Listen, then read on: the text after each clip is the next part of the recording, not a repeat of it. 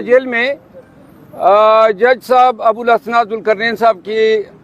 सदारत में हुई और जिसमें इस्तिगासे के वकला साहिबान और इमरान खान साहब की तरफ से हम पेश हुए, सलमान सफदर साहब पेश हुए, जबकि शाह महमूद कुरैशी साहब के वकला साहिबान नहीं आए थे। आज कार्रवाई जो है फाजिल जज साहब ने फर्द जुर्म आयद करने के लिए मुकर्रर की थी, लेकिन चूंकि गुज़िश्ता पेशी पे हमें नकुलात नहीं दिए गए थे और ये एक कानूनी सिकम था, तो आज जज साहब के नोटिस में हम ये ले आए कि फर्द जुर्म जो है बगैर नकुलात के नहीं बनाया जा सकता है, जिससे इत्तेफाक करते हुए फाजिल जज साहब ने फर्द जुर्म की कार्रवाई जो है वो डेफर कर दी है नेक्स्ट डेट के लिए, और आज हमने नकुलात वसूल कर ली है। आज की कार्रवाई की दो अहम बातें ये हैं कि आज फिर जो है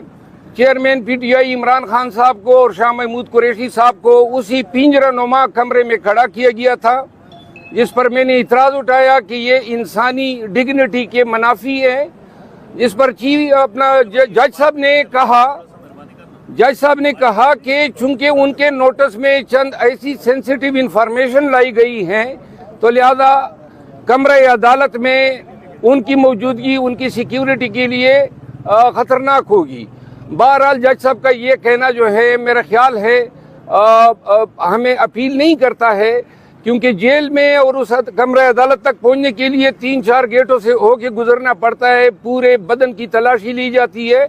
और सारे वकला अंदर मौजूद होते हैं जो परमिट किए जाते हैं, जिनकी इजाज़त होती है, और सारे नॉन वकला हैं। तो लिहाजा वकला से खान साहब की जान को कोई ख़तरा नहीं है। आज फिर जो है वो वही तहकीर ज़दा कमरा जो था, और मैंने कहा कि ये ह्यूमन डिग्निटी के मुनाफी है,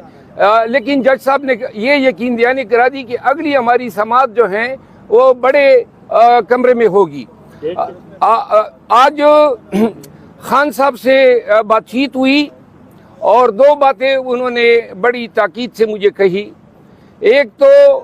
हम ये समझ रहे हैं कि 9 मई के वाक़यात में चेयरमैन पीटीआई को पंसाने के लिए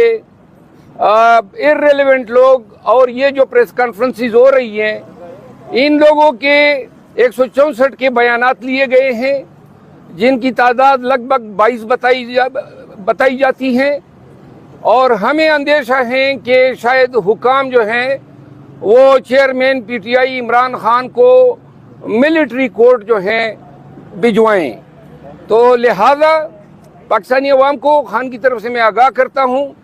कि ये जो आए दिन आप लोग प्रेस कॉन्फ्रेंसेस देख रहे हैं, इसको जवाज बना के शायद हुकाम जो है अनकरीब खान को जो है मिलिट्री कोर्ट में जो ट्रायल शुरू हो गए हैं,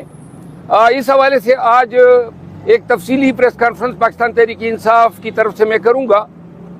और जिसमें हम मुकम्मल तफसीलात देंगे। दूसरी बात जो है वो खान साहब जो हैं पाकिस्तान तहरीक इंसाफ के वर्कर्स के लिए उन्होंने कहा है कि चाहे वो मेरे ट्रायल मिलिट्री कोर्ट में कराएं या चाहे किसी भी अदालत में,